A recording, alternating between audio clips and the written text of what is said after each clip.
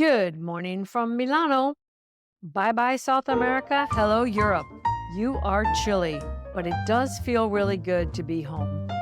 Now, of course, it's no longer my quote, air quotes, real home, but Milan was my home for 18 years.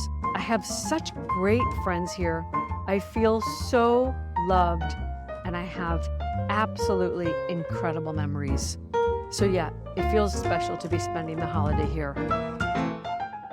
I was thinking this morning as I was out and about, there are many places throughout the city where I walk by and I can see the shop owners or the children of the shop owners that were there 30 years ago.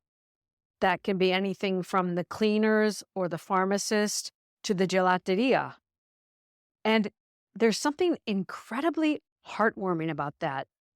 So even while I've been away, I've been in the United States 18 years now, almost the exact amount of time I spent in Italy. Yet when I come back here, the familiarity is fueled by so many different things. And of course, it's friends and colleagues, but it's also those people I see walking down the street. Anyway, it got me reminiscing about one of my last night in Buenos Aires. I went to a tango performance at a place called Bar Sur. And truth be told, I really didn't feel like going, but I had already paid for the ticket. I was rested. There was no reason to stay home. And the second I got out on the street, I was so glad. You could feel the Saturday night action on the street. And I get to the bar, the performance is happening. And towards the end, they made an announcement to honor the gentleman who was sitting right next to me.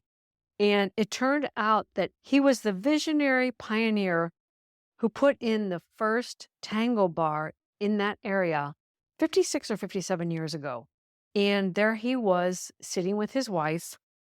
And I don't know, there was something about it that really brought up emotion for me. And I reached over and tapped him on the shoulder and I congratulated him. And then when the performance ended, I basically started interviewing him, if you will. I asked him all these questions about why he did it, how it came about. That's it. And truth be told, I mean, it was all in Spanish, and I do speak Spanish, but I have some difficulties with the Argentine accent. And of course, people assume that I understand more than I actually do. But I let him talk. I asked him a lot of questions, and it was really fun. Anyway, on a related note, I noticed there were a lot of Asians there. Now, this was a tiny place. There were not more than 25 of us, but about 10 were Asians. And thinking that most of them probably didn't speak Spanish, I went up to them and I told them who he was, and I could see them light up. They were really fascinated by it. And in fact, that actually led some of them to start talking to each other in Chinese. It was really cool. Everyone was getting their pictures taken with the dancers. I don't know. It somehow contributed to this post-show community moment.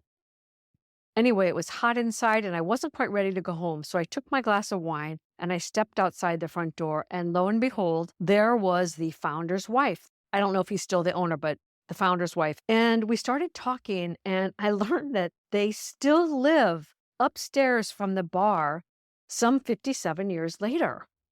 And I thought that was so cool. And the woman, the wife of the founder, was asking me about my visit to Buenos Aires. I told her it was my first time, and she was asking me how I found that bar, how I happened to come to that particular tango event. Now, of course, there are tango events of all genres all over the city. And I told her my story, and that led me to ask her, are there always so many Asians here as there were tonight? And she said, yeah, you know why? And lo and behold, it turns out that that bar was the location of a beloved Chinese film. And I think it actually won the Palme d'Oro last year. So that was an interesting factoid. She said, oh, the Chinese people absolutely love this place. So yeah, it was a really fun evening. I think I started sharing this mostly because I was so intrigued by the fact that this gentleman who founded the bar was still living there like almost 60 years later and still going to watch the tango dancers. So there you have it. I think it's so interesting in life that some people stay in one place for so many years, oftentimes for generations. Some cultures tend to move less. And then there are those people that move with greater frequency, who make new homes at different stages in their life. I guess it's fair to say that I belong to the second group. Even though I lived in Italy for 20 years and in New York for 20 years, these places have represented different seasons in my life. I'll leave you with my wishes for a wonderful holiday weekend, however you celebrate. This is a time of a lot of violence, a lot of displacement, and a lot of pain and suffering in many, many parts of the world. And I think it's really important to recognize that we are the lucky ones and that we need to remember those less fortunate. Until next time, with much, much love from my heart to yours.